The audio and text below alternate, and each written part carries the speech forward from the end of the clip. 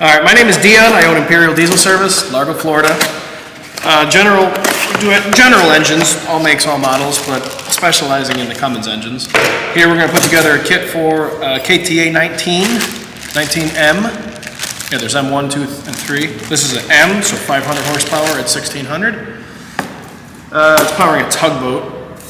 Engine experienced the liner seal failure, was mixing coolant and oil. Everything else pressure checked, so unfortunately this engine's getting a rebuild due to that. Very short time frame, so we're kind of hurrying up through it. I think it had 26 or 27,000 hours when it finally cooked the liner seal. First, here we have our oil control ring. It's marked top. Diesel Pro does a pretty good job with them. And you got to set the ring gap. See, there's a gap here. It goes on the bottom land. So pay attention, this gap is going to go here. Top of the ring, it's going to go 180 degrees from the gap in the, I forgot the technical term for this. I think they call it an expander ring, because it pushes the oil scraper against cylinder wall. Or something like that. School was a long time ago. I majored in big girls and beer.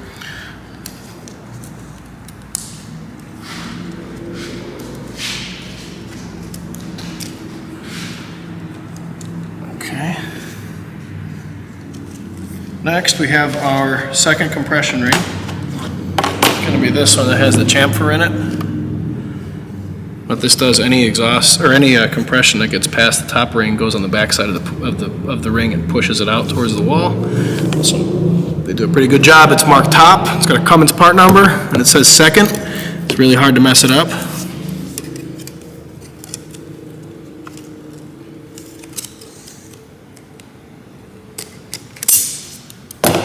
Pay attention to the gap. Ring gap is going to go. Cummins wants 120, 120, 120. You just, I mean, you can get it like here, here, somewhere here. You just don't want it in line with the pin for whatever reason. I don't know. School was a long time ago. This is your top compression ring. Notice the shape of it. Same deal. Compression goes on the back of it, pushes it against the cylinder wall. It's also marked top, and it says first. So, Simon's, my Blues Clues tell me that it is the top ring. And I'll just flip our piston over. Make sure everything stays somewhat clean, because how clean you are dictates how long the engine lives. I like to put one retainer in first.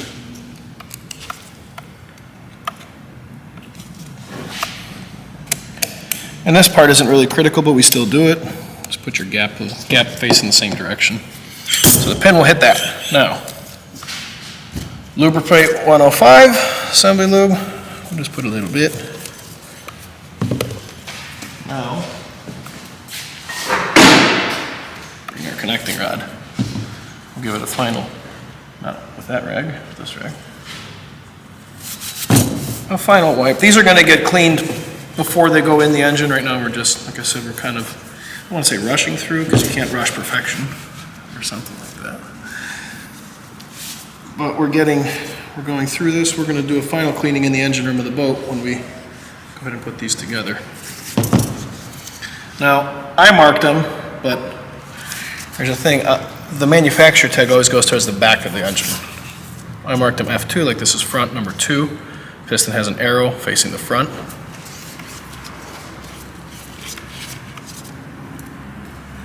We'll put a little lubricate in rod bushing. Customer declined. You can get reman rods because you need a special plane to press these bushings in. Customer declined that because they're on a time frame and money. But you got to pick two: cheap, fast, or reliable. Third is not included. So now we'll put our retainer in. Same deal, we'll get the gap towards the, I guess it's going to be the cam side of the engine. Sometimes they can be a bear with these cheap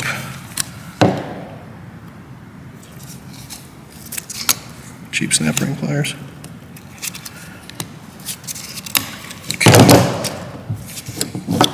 Still isn't good enough.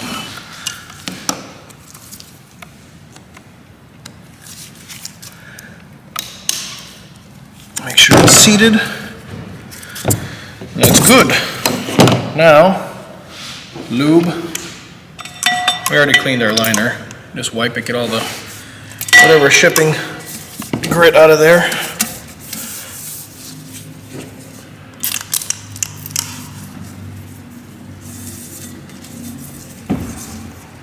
And the same thing with our piston. We'll just put a little bit of oil to eliminate contact.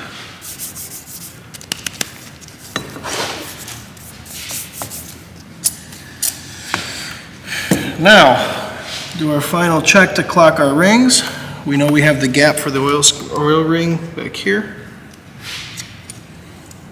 We'll put the first compression at 120 from there, or 180 from there. And then our top compression ring will be over here, like this. Now we're good to use our super chintzy ring compressor. Try not to get it on a gap.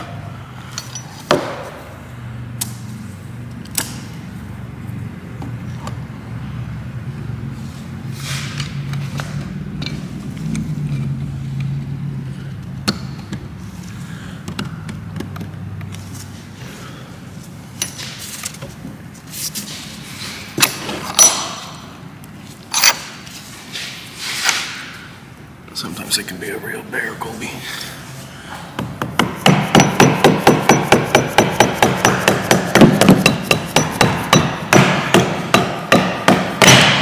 There it is. There it is. And now, it doesn't really matter which position you put it in the liner, because as long as it goes in the right way, you know?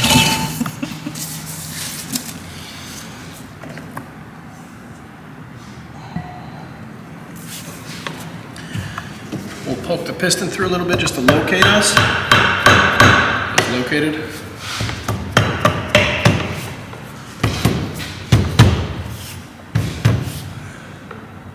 All right, there we go.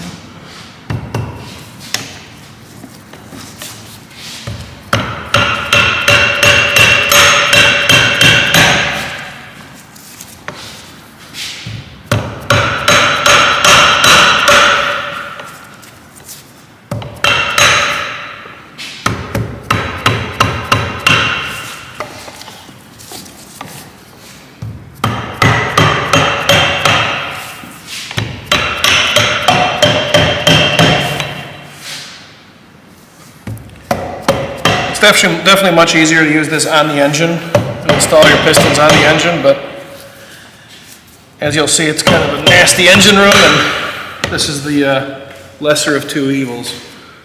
You just kind of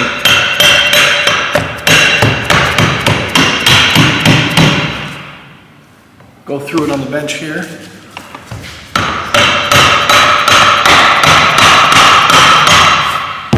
And then we have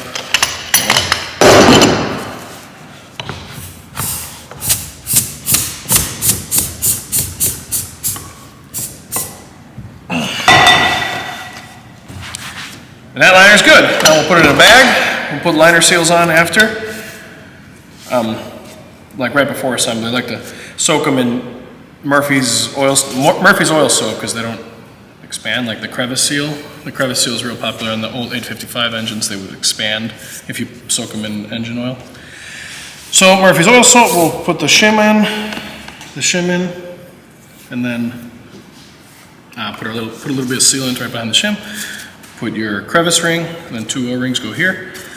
Murphy's oil soap, and we'll put the whole pack in the engine. This is the 48-hour rebuild, you know?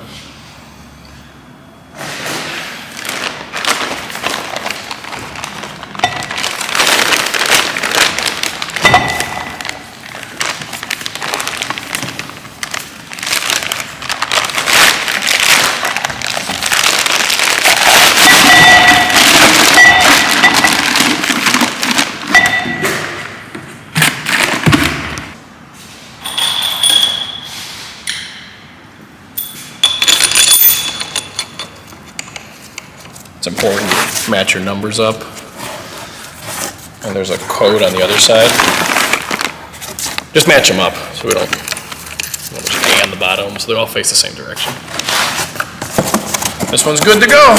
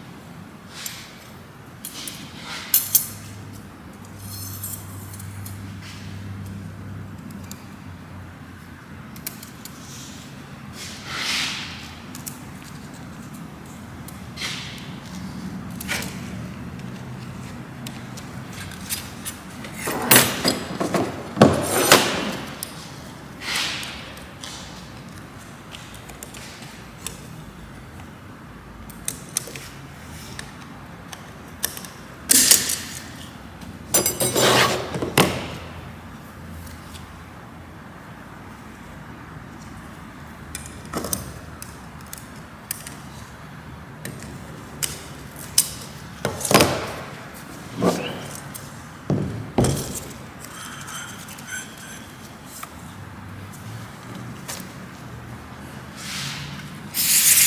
Our arrow with the front lubricate.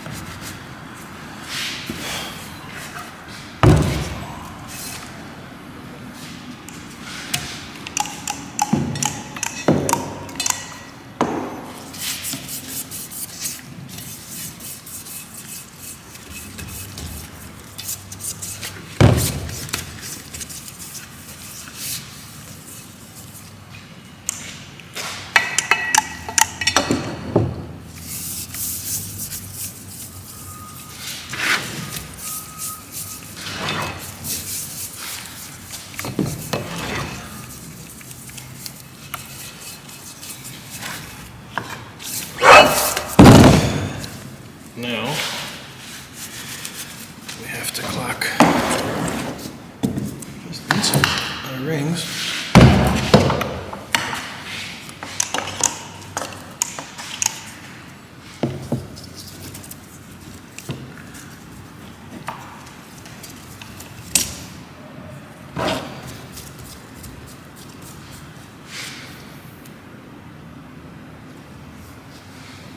Oil rings on upside down.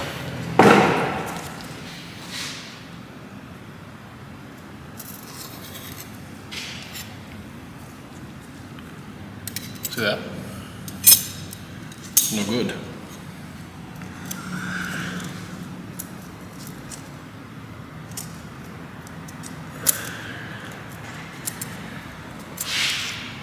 Gotta be real careful with these because they're like glass. Oil rings.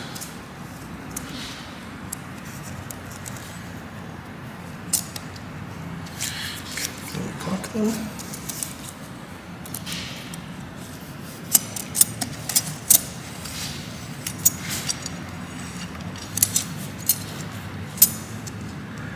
Make sure not to line up our gaps with the pin. I don't know why, but Cummins says don't do that, so we don't do that. Do you know?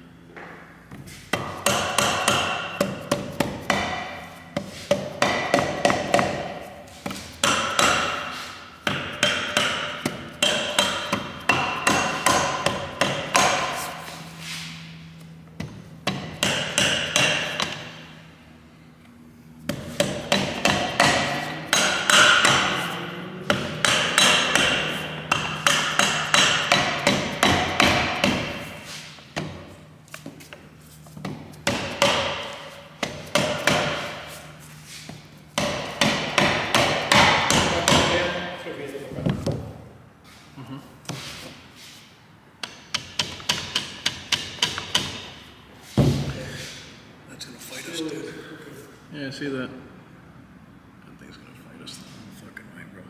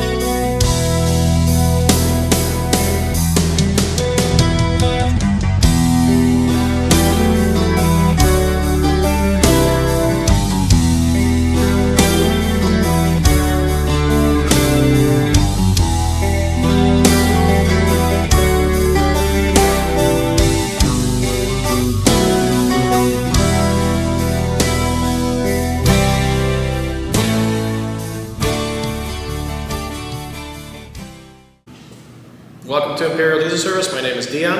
I'm Matt. Today we are installing the liner O-rings and the counterbore shim on a KTA19M cylinder kit. Matt right now is putting a 3000 shim to bring our liner protrusion to 3000s above the deck. We're using Murphy's oil soap to lubricate the counterbore shim packing. Make sure you have to install these with the white mark facing out.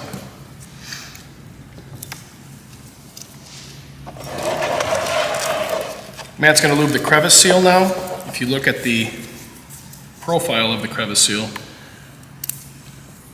it has a chamfer. The chamfer faces towards the bottom of the liner to aid installation so you don't damage it as you install it.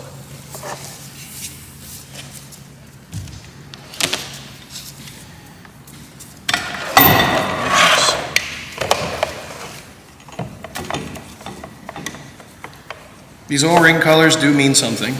The middle O-ring is, or middle D-ring is black, and the one that faces towards the crankcase is red.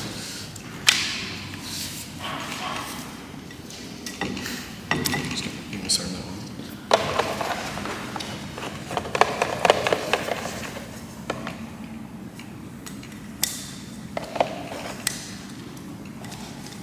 The reason we're building them here in the shop is this is a much more controlled environment, rather than try to do this with some level of care in the engine room of the boat.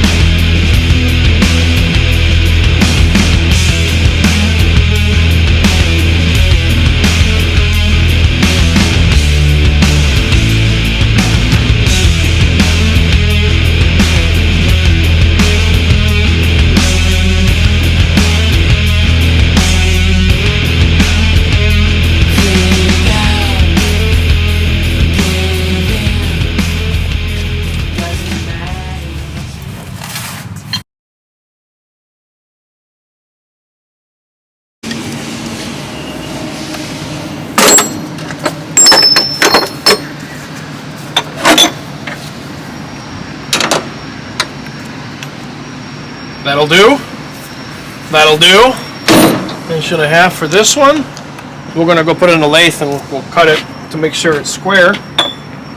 Because we can do that here because we're at the shop. Yes. All right. Take these over to the lathe and cut them.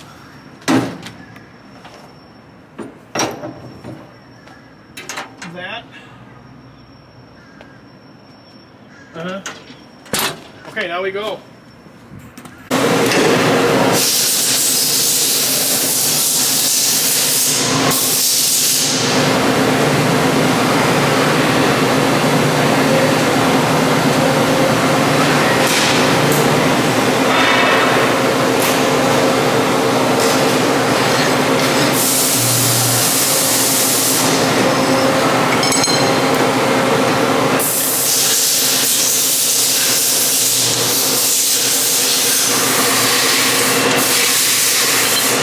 Gives us a true surface so we can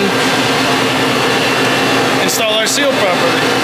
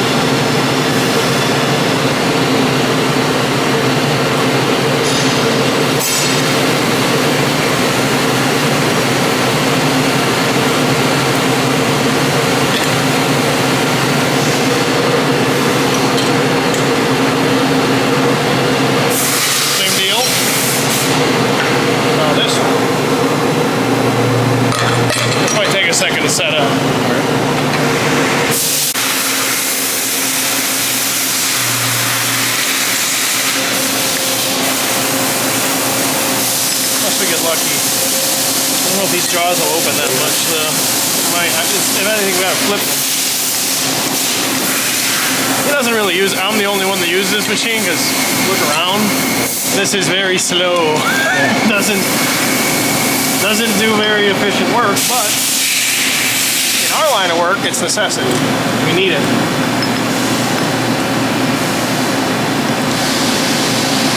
Okay, so we were successful.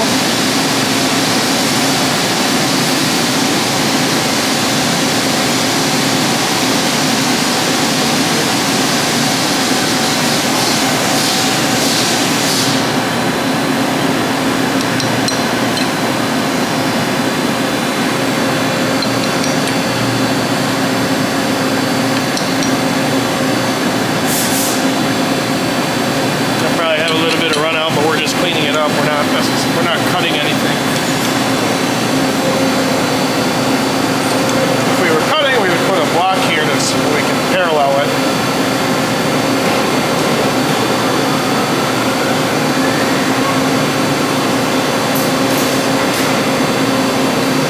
Just do it by feel, see what it looks like. It's got a little bit of wobble, so we're not going to cut it because then we won't be precise. But we could use this shit.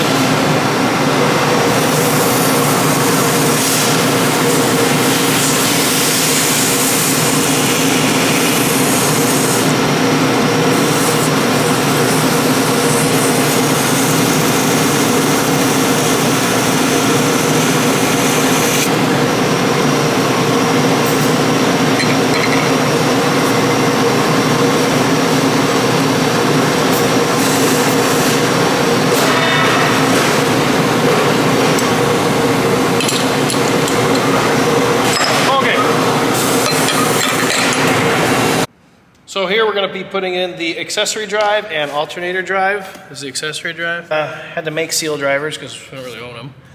Just took large sockets, took it to a lathe, and then trued it up so we have a square surface to just drive it in. It's not very complicated. Don't have to make it too complex. Here's your alternator drive. You want to make sure your bore surface is good.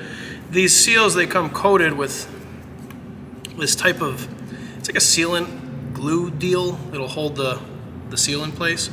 Not supposed to put any oil or anything on it or any sealant. Some people put RTV here, but I mean, personal preference, I guess. Make sure the bore is clean. Set our seal somewhat square, because this is going to be the square part that's going to drive it. We have enough clearance to where we don't damage. We always keep the little plastic ring in there too, so we don't damage that lip.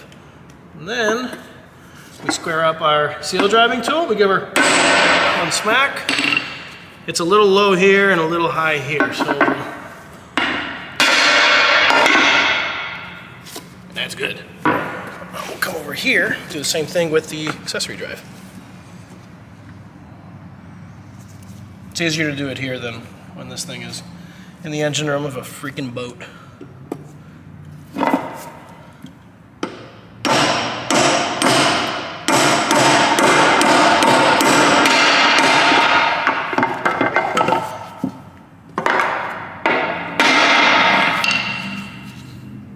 Make sure we're square. They're pretty forgiving, but always want to make sure they're square. That's good. We'll leave this little piece in here because when the shaft comes through, honestly, all right, well, this one's kind of backwards because this pulley goes on this way. So right before we're going to put this in, we'll pull this little plastic deal out and we'll slide the pulley onto the fuel pump drive.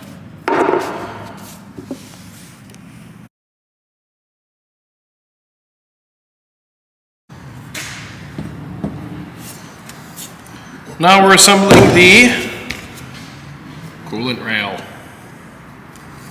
Nothing very fancy about this one. We just, but I mark them. Like this is cylinder 4, this is cylinder 5. Lowering, water goes through there. Done.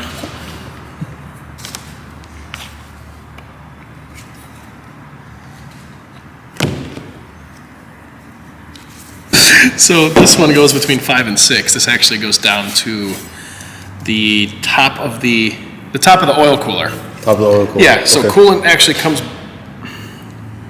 It flows, yeah, it flows this way, and then it feeds number 6 head is here, and then this flows into the oil cooler. Okay.